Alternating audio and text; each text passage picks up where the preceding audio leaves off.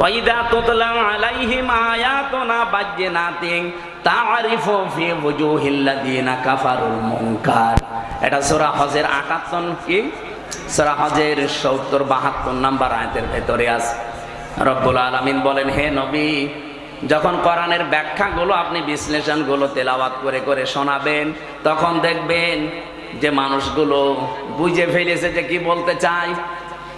আপনার প্রতি দেখবেন ওরা মাত্র শরবত নিয়ে মিষ্টি নিয়ে আসবে না, ওরা আপনাকে মনে হবে খেয়ে ফেলবে। আমার তো মনে হচ্ছে আয়াতটা বাংলাদেশে এখন মিলে যাচ্ছে। বলে, হুজুর কোরআনের কথা বলবেন, আমি কি এটা বাইরের কথা বললাম? কোরআনটা আমি আমার মন মতো গলা সুর দিয়ে আমি যখন তেলাওয়াত করি আপনার ভালো লাগে। ওটা মাতৃভাষায় বলতে গেলে আপনার কাছে মনে হয় যে নিজের দিকে যাচ্ছে, নিজের দিকে যায়। এই কারণে কারণ আপনি এই কাজগুলো দুনিয়ায় করেন। অনেক জেলায় যাওয়ার পরে আমার কানে কানে মুখ নিয়ে বলে, হুজুর আমার বিরুদ্ধে বলবেন না। আমি আপনার বিরুদ্ধে বলবো? আপনার আমি চিনি। কোথায় আমার বাড়ি কুষ্টিয়ায়, কোথায় আপনার বাড়ি সেই সিলেট, মৌলভীবাজার, সুনামগঞ্জ, সেই দোয়ারা বাজার, যেতেই লাগে 2 দিন। আমি আপনাকে জীবনে দেখিনি, চিনি না, আপনার বিরুদ্ধে বলবো কেন?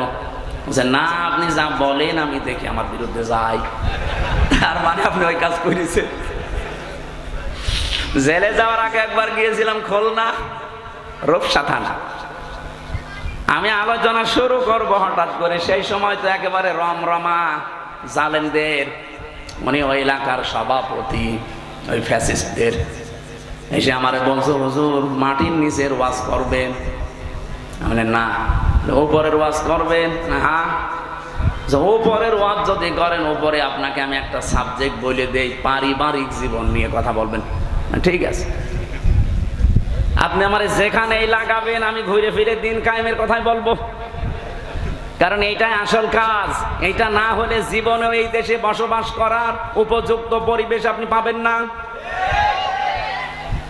বলেন তো, খালি 2 জন নবী বাদ দিয়ে পৃথিবীর কোন নবীর জীবনে আমি পড়ে পাইনি যে তাকে আল্লাহ আদেশ দেয়নি। প্রত্যেকটা নবীকে, খালি 2 জন নবীকে আল্লাহ বলেন না, একটা আদম আলাইহিস সালাম আর একটা সুলাইমান নবী। কারণ আদম নবীর সময় মানুষজন ছিল না, আর সুলাইমান নবী ওনার বাবার কাছ থেকে রাজত্ব পেয়েছিলেন, তো উনি আবার কি কায়েম করবে? বাকি কোন নবীর জীবনী পড়ে আমি পাইনি যে তাদেরকে আল্লাহ নির্দেশ দেয়নি যে আনাকিমুদ্দিন, দিন কায়েম করো। নামাজ পড়া যেমন ফরজ, এমনকি বহু নবীর জীবনে আমি পড়েছি তাদের জীবনে নামাজ ছিল না, তাদের জীবনে রোজা ছিল না, কিন্তু তাদের জীবনে দিন আল্লাহর বিধান কায়েম করা লাগবে এইটা ছিল।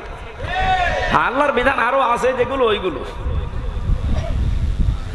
আমার ভাইরা, এখান থেকে আপনার জন্য আমার যেটা বক্তব্য, যদি আপনার মন খারাপ লাগে তাহলে আপনি বুঝে নেবেন যে আপনার দ্বারা যেহেতু শিরিক হচ্ছে আর আপনি মুশরিক, মুশরিকের কোনো ইবাদত কবুল হওয়ার সম্ভাবনা আছে। এতটুকু বললেন। কি আছে আপনি জানেন কোরআনে কারিমে এত কঠিন কথা মুশরিকদের বিরুদ্ধে? অকদিমনা ইলা মা আমিলু মিন আমালিন ফাজআলনাহু হাবাআম মানসুরা। কিয়ামতের দিন মুশরিকদের আমল নামাটা আল্লাহ এভাবে দেখবে, যেই দেখবে শিরিকের ওটা ধুলি কণার মতো মুখের উপরে নিক্ষেপ করবে। আজ তো শুনতে খারাপ লাগছে, কিয়ামতে কোটি কোটি মানুষের সামনে যখন নিজের কাজ কারবার ধুলার মতো নিক্ষেপ হবে তখন টের পাবেন। সব চাইতে বড় আশ্চর্য কথা কোরআনে মুশরিকদের বিরুদ্ধে, ইন্নাহু মাইয়ুশরিক বিল্লাহ ফাকাদ হারামাল্লাহু আলাইহিল জান্নাহ ওয়া মাআওয়াহুন নার। রব্বুল আলামিন বলেন, আমি আল্লাহ নিজে হারাম করে দিয়েছি জান্নাতটা মুশরিকদের জন্য। অথচ বাংলাদেশে বহু মানুষ যে শিরিক করে ও জানেও না। এই জন্যই তো তাফসীর মাহফিলের আয়োজন করেছে। আমরা জেনে হোক না জেনে হোক শিরিক করে যদি মুশরিকি হয়ে যায়, তা কিসের ঈদগায় মাহফিল দিয়েছেন, কিসের মসজিদ বানাচ্ছেন? আশা করছে আপনার আজকে বিবেক খুলবে। আরে ভাই, আপনি আমল না করেন, ইমানটা নিয়েও যদি যেতে পারেন তাও তো জাহান্নামে যাওয়া লাগবে না। আর ইমানও আপনি এনেছেন, শিরিকও করছেন, আপনি জান্নাত আপনার জন্য হারাম। এতটুকু আল্লাহ যদি শেষ করে দিতেন আমি আয়াত বলতাম না, ও মাওয়াহুন নার, আল্লাহ তার আশ্রয়স্থল বানাবে জাহান্নাম। আমার তো আয়াত পড়ার পরেই বাংলাদেশের দিকে তাকিয়ে ভয় হয়, এদেশের বহু মানুষ অলরেডি শিরিক করে জাহান্নামী হয়ে গেছে। নাটোরবাসী বড় ভালোবাসি আপনাদের পাশের জেলা, খুব ভালো করে খেয়াল করে দেখেন শিরিক জীবনে হচ্ছে কিনা। বলতে পারেন যে না আমার জীবনে শিরিক নেই, কে বলেছে আপনাকে? শিরিকের এক কথায় জবাব হচ্ছে আল্লাহ যেটা পারে ওইটা অন্য কেউ পারে, এই কথা বিশ্বাস করার নাম শিরিক। বলেন এবার আপনার জীবনে আছে কিনা? এখানে খুব বেশি নড়াচড়া হচ্ছে আপনার, না আর বন্ধ করা লাগবে। আল্লাহ যেটা পারে পৃথিবীর অন্য কেউ এটা পারে, এই বিশ্বাস করার নাম বলেন বলেন। আপনি দেখেন তো আপনার ভেতরে আছে কিনা। সন্তান দিতে পারে কে? পৃথিবীর অন্য কারো ক্ষমতা আছে? সে মরা পীর হোক আর জীবিত পীর হোক। এমনকি কত মানুষ দেখি জেনে কি না জেনে করে আমি জানি না, আমার এসে বলো হুজুর আপেল পড়িয়ে দেন। কেন? সেদিন বগুড়াতে পেয়েছিলাম এক লোক এসে আপেল নিয়েছে, বলছে হুজুর আপেল পড়িয়ে দেন। কেন? আমার বারবার 4টা মেয়ে হয়েছে, আমি খুব আশা করে আছি এবার যেন ছেলে হয়। আপনি এমন আপেল পড়বেন যেন এবার ছেলে হয়। আপেল পড়িয়েছিলাম, সূরা ফাতিহা দিয়ে ফু দিয়ে ফেলে দিলাম। আপেল কই? ফেলে দিস। ফেলে দিলেন মানে? আরে ভাই আপেল পড়ে যদি ছেলে হয় তা আমার 3টা মেয়ে হইতো না? আমার তো আগে ছেলে হইতো। ম্যাডাম রে শুধু আপেল খাওয়াতাম। কি বিশ্বাস মানুষ! আমির হামজা না, আমির হামজার বাবা আপেল পড়লে ছেলে হবে? এটা দেওয়ার দায়িত্ব কার? এর একচ্ছত্র মালিকানা অন্য কাউকে আল্লাহ দেয়নি। একটা একটা করে আমি কয়েকটা বলবো শুধু শিক্ষার জন্য। 2 নম্বরে আল্লাহ যেটা পারে ওটা অন্য কেউ যেহেতু পারে না। কেউ যদি মনে করে যে অন্য কেউ পারে তাহলে সে শিরিক করলো, আর শিরিক করলে সে কি? বলেন বলেন। মুশরিকের জন্য জান্নাত হারাম, জাহান্নাম ওয়াজিব। মুশরিকের কাছে খারাপ লাগবে আল্লাহর বিধানের কথা কায়েম এ কথা বললেই। এ কথাগুলো কার? একটাও কি আমি বানিয়েছি? না, সব দলিল দিয়েছি। কিন্তু আমি সূরা শুরার 13 নম্বর আয়াতের শেষের দিকে, সূরা মায়েদায় আছে, প্রত্যেকটা আয়াতে আল্লাহ সাজিয়ে দিয়েছেন একটা একটা করে। সূরা ফুরকানের 23 নম্বর আয়াতে আছে। এই জন্য বাড়ি যে আয়াতগুলো মিলিয়ে দেখবেন আপনার ভেতরে যেন শিরিক চলে না আসে। আমার এবার প্রশ্ন 2 নাম্বার, এই জমিন বানিয়েছে কে? এখানে অন্য কারো হালকা কোনো সাহায্য আছে? আপনি হিন্দুকেও জিজ্ঞাসা করেন, উনিও বলবে এই জমিন আল্লাহ বানিয়েছে। আল্লাহ যদি নাও বলে ভগবান বানিয়েছে।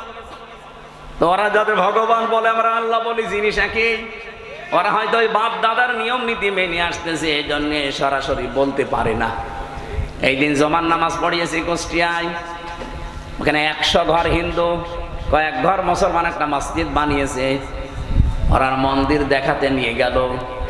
বড় বড় যারা মানে হর্তা কর্তা সব এসে বলছে আপনার ওয়াজ আমরা শুনি। ওয়ালা ইন সাআলতাহুম মান খালাকাস সামাওয়াতি ওয়াল আরদা লা ইয়াকুলুন্না আল্লাহ। হে নবী, আপনি যদি আবু জেহেলকেও জিজ্ঞাসা করেন আসমান জমিন কে বানিয়েছে, ও বলবে আল্লাহ বানিয়েছে। তো ওদের ভেতরেও দেখলাম হ্যাঁ এরকম একটা পরিবেশ আছে, কিন্তু মুখ ফুটে বলতে পারছে না। সবার ভেতরে আমার আল্লাহ আছে, কিন্তু এই মানুষটা হয়তো তার পরিবার অথবা তার সমাজের কারণে মুখ ফুটে বলতে পারে না। যাদের বিবেকটা কাজে লেগে যায় ওদেরকে আর থামাতে পারে না। সেদিন যশোরের এক কলেজের অধ্যাপক হিন্দু, ওনারে বলেছিলাম যে স্যার আপনি তো বিসিএস ক্যাডার, আপনার জ্ঞান আছে আমি জানি, আপনি আমার ধর্মীয় গ্রন্থ কোরআন আরবিতে পড়ার দরকার নেই, আপনি পড়তে পারবেন না। আপনাকে আমি ইংরেজি ভার্সন দিচ্ছি অথবা বাংলা, একবার বুঝে বুঝে পড়াটা পড়বেন। 3 মাস সময় দিয়েছিলাম যে 3 মাস করব। 3 মাস পরে দেখি আল্লাহর বান্দা নিজের থেকেই মুসলমান হয়ে গেছে। এজন্য বিবেক যদি হালকা কাজে লাগে ওরে আর আপনি ধরে রাখতে পারবেন না। কারণ পৃথিবীর মানুষ সবাই জানে যে পৃথিবীর সব ধর্মগুলো ভুয়া ধর্ম, বানানো ধর্ম, শুধু ইসলাম আল্লাহ পাঠিয়েছেন। এই জন্য অন্যান্য ধর্মে যারা আছে বাইরের দেশগুলোতে গেলে আমি দেখেছি খ্রিস্টানদের সাথে আমি কথা বলেছি, ইহুদিদের সাথে বসে কথা বলেছি, ওদের চেহারা দেখলে আপনি জীবনও টের পাবেন না যে ইহুদি। আমার তো আর জুব্বা কত বড়, আমার চাইতে বড় জুব্বা গায়ে দেয়। আমার তো আর দাড়ি কয়টা, আবার দাঁড়িয়ে পর্যন্ত, মাথায় পাগড়ি বাঁধা, ওর স্ত্রীর সাথে আছে 5-6টা ছেলে মেয়ে, হাত মোজা পা মোজা পরা, দেখলে মনে হবে যে জিবরাইলের ছোট ভাই। নাম জিজ্ঞাসা করি যখন তখন টের পাই যেত ইহুদি। যেই বলে যে আপনার নবীর নাম কি, বলে জোসেফ। জোসেফ মানে মোসা। ইহুদি মোসা আলাইহিস সালামের অনুসারী দাবি করে। এই তখন বুঝি আরে তো মুসলমান না, জোসেফ বলছে মানে মোসা নবীকে মেনে চলে ওরা, যদিও মোসা কেউ মানে না। খ্রিস্টানদের সাথে দেখা হয়েছিল আমেরিকায়, জিজ্ঞাসা করলাম ভাই ইংরেজিতে হ্যালো ব্রাদার, ওনারে আমি যত বলে প্রশ্ন করলাম একটা একটা করে। প্রথম প্রশ্ন ছিল যে আপনার হোয়াট ইজ ইউর নেম। ওনার নাম বলার পরে আমি টের পেয়েছি যে না, এ মুসলমান না। কারণ ইহুদির নামের সিরিয়াল আমি জানি, খ্রিস্টানদের নামের সিরিয়াল আমি জানি, বৌদ্ধদের নামের সিরিয়াল আমি জানি। এর নাম শুনলেই বুঝি। যখন বলে যে আপনার নবীর নাম কি, হোয়াট ইজ ইউর প্রফেট, ও তখন বলছে আমার নবীর নাম হচ্ছে যিশু। যিশু মানে ঈসা। বলেন তো এই যে মানুষগুলোকে প্রথমে দেখলে আপনি জীবনও সাইন করতে পারবেন না। এত সুন্দর চেহারা, ধবধবে ফর্সা, দাড়ি মানে পাগড়ি এবং জব্বা গায়ে, বিশাল সাদা জব্বা গায়ে, স্ত্রীর সাথে আছে, একেবারে চোখও দেখা যায় না, হাত মোজা পা মোজা দেওয়া। বাস্তবতা যেটা আমি এখান থেকে নিয়ে আসতে পারি, ওই মানুষগুলো আজ মুশরিক, ওই মানুষগুলো আজ শিরিক করছে। শুধুমাত্র যদি বিবেকটা একটু কাজে লাগাতো, এই পৃথিবীর কোনো ধর্মে মানুষ থাকা সম্ভব না ইসলাম ছাড়া। খালি বিবেকটা মানুষ কাজে লাগায় না, এই জন্য বিভিন্ন ধর্মে প্রায় 4,500 ধর্ম এখন দুনিয়ায়। কত? 4,500। বাইরের দেশগুলোতে গেলে এগুলো আরো বেশি দেখা যায়। মালয়েশিয়াতে আমি যে বিশ্ববিদ্যালয়ে গিয়েছিলাম, ওখানে 120টা দেশের ছেলে মেয়েরা পড়ে। আপনি চিন্তা করতে পারেন 120টা দেশের মানুষ ওখানে পড়ে, তাহলে এক একজনের ভাষা এক একটা, 120টা ভাষায় তারা কথা বলে আলাদা আলাদা, কিন্তু নিজেরা যখন কথা বলে আমাদের সাথে তখন ইংরেজিতে বলে। আমি মালয়েশিয়া ইন্টারন্যাশনাল ইসলামিক ইউনিভার্সিটি, এটা আমাদের কুষ্টিয়া ভার্সিটির চাইতেও প্রায় অন্তত 15-20 ডবল বড় হবে, এত বড় বিশাল এরিয়া। বাসে করে গাড়িতে করে যাওয়া লাগে এক ক্লাস থেকে আর এক ক্লাসে। আমি যাদের সাথে ঘুরছিলাম থাইল্যান্ডে বাড়ি কয়েকজনের, রাস্তায় ঘুরছি রাত তখন প্রায় বাজে রাত 2টা। হঠাৎ দেখে একটা মোবাইল পড়ে আছে, আমারে উনি ওনার ভাষা দিয়ে বলছে আপনার বাড়ি তো বাংলাদেশে, এই মোবাইলটার পাশ দিয়ে যদি শুধু বাংলাদেশ আর ভারতের ছেলে মেয়েরা না যায়, কিয়ামত পর্যন্ত পড়িয়ে থাকবে, কেউ নেবে না। আমার কি সুনাম করলো না, বাস দিল। আমরা বলছি বাংলাদেশ আর ভারতের ছেলে মেয়েরা যদি যায় গায়েব করে ফেলবে। পৃথিবীর এখানে প্রায় 120টা দেশের ছেলে মেয়েরা আছে, কেউ এর পাশ দিয়ে গেলে ঘুরেও তাকাবেন না যে লোকের জিনিস আমি কেন নেব। কিন্তু আপনারা যে এমন মানুষ, আমি ওনারে পরে হাসির ছলে বললাম যে ভাই আপনি কি আমার সুনাম করলেন না, বাস দিলেন।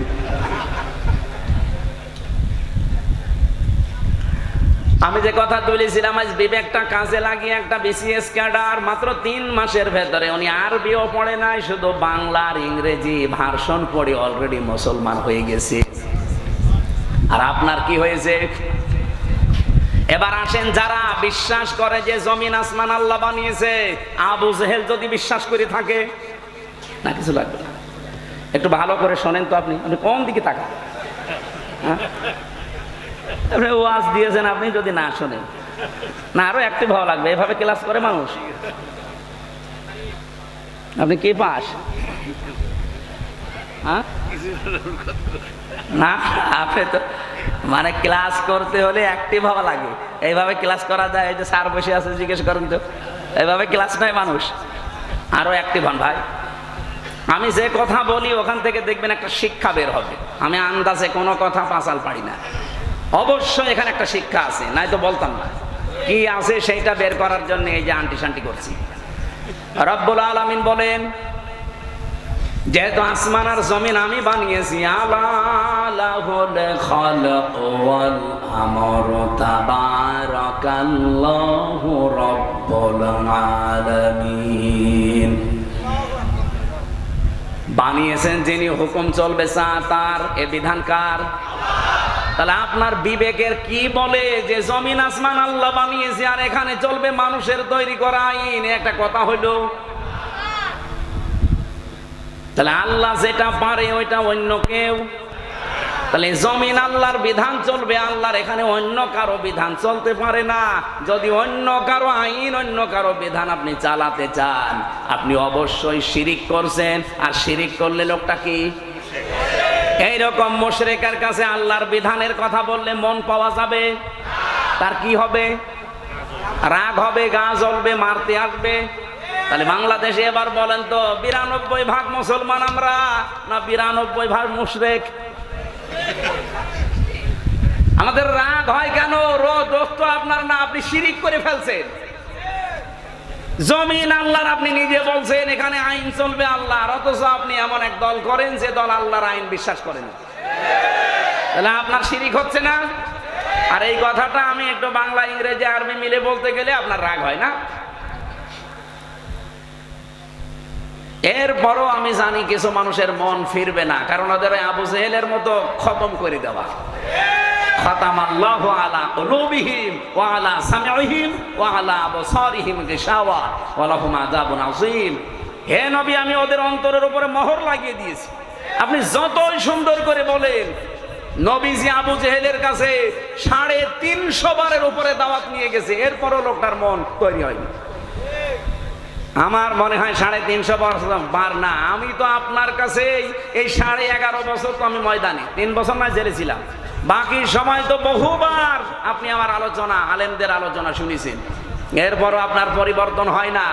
আলেমরা কি কোনোদিন বলেছে এই জমিনে আমরা আমার বাবার আইন তৈরি করতে চাই? সবারই এক কথা সামারাইজ করে দেখবেন, সবাই বলতে চাই এই জমিনে আমরা আল্লাহর আইন চাই। এইটা শুনলে যদি কারো রাগ হয়, সে যেন বিশ্বাস করে তার দ্বারা কোনো না কোনো ভাবে শিরিক হচ্ছে, আর শিরিক হলে সে লোকটা মুশরিক, এই জন্য তার গা জ্বলে। এবার কার খারাপ লাগবে এবার আপনি নিজে মিলিয়ে নেন, আপনি কি আসলে মুসলমান না মুশরিক? দরুদ আর সালাম পাঠ করার মাধ্যমে আমরা তেলাওয়াতকৃত আয়াত, যেটা আমি ছোট্ট ছোট্ট 2টা আয়াত পড়েছি, 6666টি আয়াত, এটা প্রসিদ্ধ, আর বিশুদ্ধ হচ্ছে 6236টা আয়াত। এর ভেতরে মাত্র 2টা আয়াত পড়েছি, আমি আগে পরও পড়তে পারতাম।